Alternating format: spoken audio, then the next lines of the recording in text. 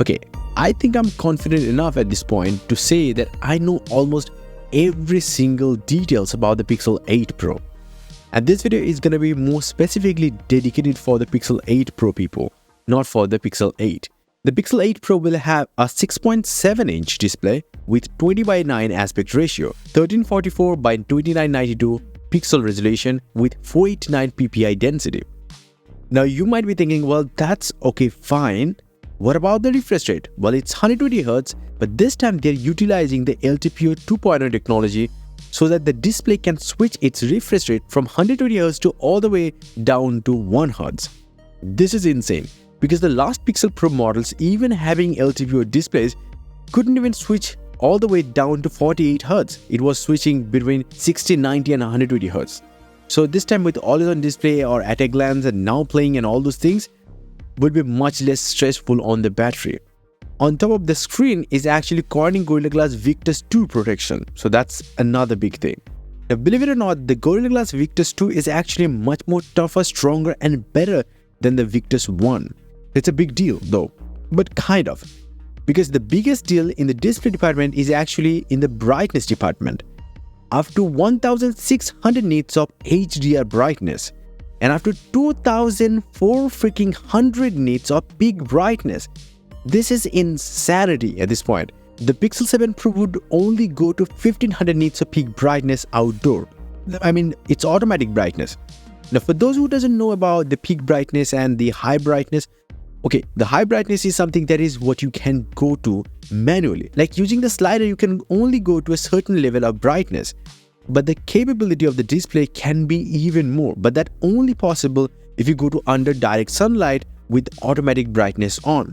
Now, even though the display this year is finally going to be a flat display, like almost flat, no curve this year for the Pixel 8 Pro, but that thin symmetrical bezels on the Pixel 8 Pro looks real dope. Now, next thing you need to look at is actually the dimensions. It's not that much change because it's almost the same, 162.6mm tall, 76.5mm wide, and about 8.8mm thick. Slightly shorter and slimmer, and that's probably it. Now, let's talk about the battery life here. Battery. Google can claim anything like 24 hours battery life, 72 hours with extreme battery, but those are marketing.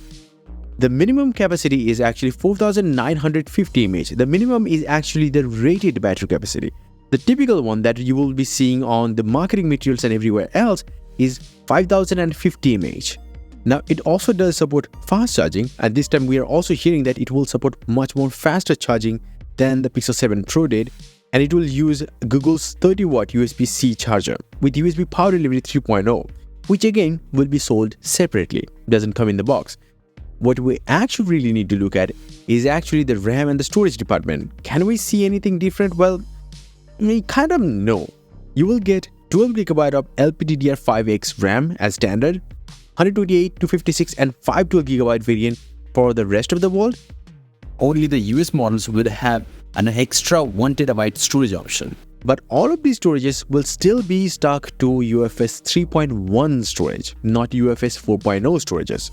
Now, the difference between them is pretty huge. While offering this 2x performance, this UFS 4.0 storage standard actually consumes 46% less power than the UFS 3.1. Anyway, what's this here Google is using instead of the Tensor G2 chip is Tensor G3 chip. This is a big upgrade over the Tensor G2 chip. Let me tell you why. Well, it will pack one single Cortex X3 core running at 3 GHz, 4 Cortex A715 cores that can go up to 2.45 GHz and 4 Cortex A510 cores clocked up to 2.15 GHz. Now on the GPU side, the Tensor G3 uses the ARM's Mali G715 clocked up to 890 MHz. But then if we look at the benchmarks numbers that were leaked quite a long time back, if we look at the performance numbers, it's not the best. It's 1186 for the single core test and 3809 for the multi-core test. But then again, today's phones are enough powerful for most tasks. It's all about the software optimization mostly. But then we might also talk about the future proofing, like is it going to be a good enough performer in the future? That's hard to say, considering Google will actually offer up to 5 years of major Android updates and 7 years of security updates. That's a big commitment. Just think about it. 5 years of major Android updates, starting with the Pixel 8 series. Wow, this is a big commitment. Now, this is all also thanks to the Google's own custom Tensor G3 chip. But a lot of people saying like, oh, they should go with Qualcomm. Like with Qualcomm, this is not something that is possible. But then you might be thinking Qualcomm chips are better because they are thermally efficient compared to the Tensor chips. Well, a recent report by 9to5Google actually suggests that the Tensor G3 chip on the Pixel 8 and 8 Pro could be the first to utilize Samsung's Foundry's fan-out wafer-level packaging method. This technology promises to reduce the heat generation and increase power efficiency for the Tensor G3 chip. So this might actually be a game-changer thing for Google and the Tensor chips. Plus Google, because they are getting all these complaints from us, so I guess they are also working on a better cooling system. I guess they're doing it. But then again, I have to remind you one thing, that Google is not focused on the raw performance. So even if you're thinking that it should compete with the Snapdragon 8 Gen 3 and Apple's A17 Pro and whatnot, it actually is not gonna. It's mostly focused on the TPU or NPU capabilities. Now, other than that, it also comes with a new temperature sensor. Now, this is going to be a cool, interesting thing. We have seen the leak like a long time back. It's for human body temperature. It has its own unique way of measuring things, but hey, it's cool to have it, but I don't think it's just something mind-boggling. Now, it does come with USB Type-C 3.2. I think we should mention USB Type-C nowadays. And it also comes with dual SIM with single nano SIM and another eSIM. Aside from that, we have the color options: Obsidian, the black one, or Porcelain, which is actually kind of the titanium gray and gold color mix. I think this is the best looking color. And then there is the bay color, which is actually the sky color previously leaked, the blue one. Pretty beautiful, but not for everyone.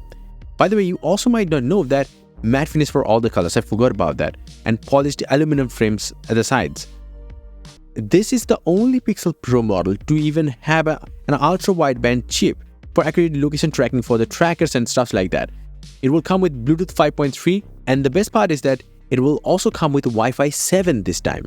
And the difference between Wi-Fi 6 and Wi-Fi 7 is huge, yet it still does use the same 6 GHz bands, just the protocol is different.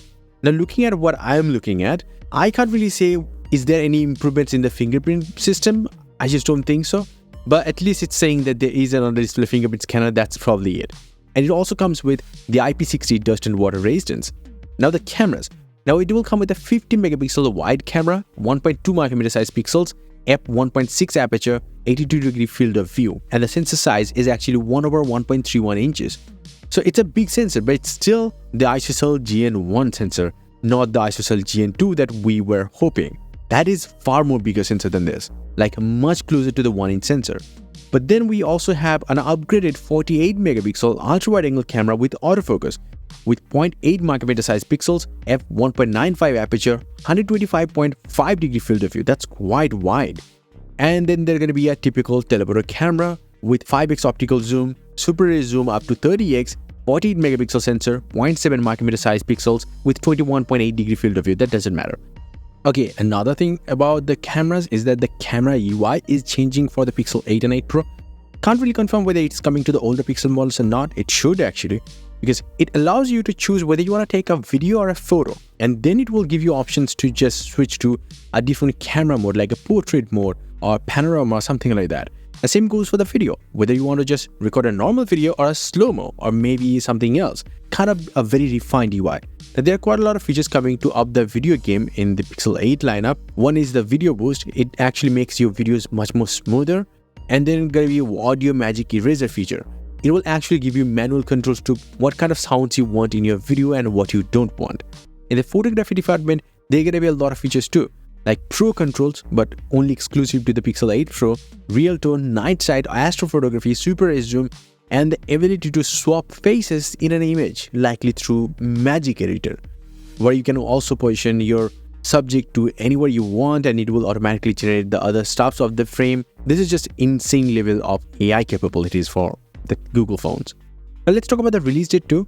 The release date is actually 12th of October and the pre-order date is actually starting on the same day as the launch date, which is 4th of October, and it will end on 11th of October at 3 p.m. or so.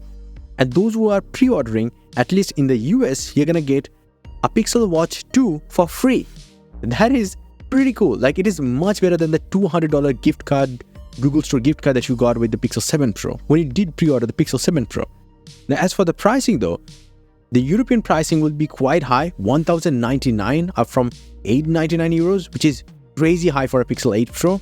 In certain other markets, it will be 999 pounds, which is still more than what it was. And in the US though, it's gonna be 899, the same as the Pixel 7 Pro. This is really exciting. Let me know your thoughts in the comment section below. I know this video is quite long and it took a long time to edit, but I think it will be worth it for you.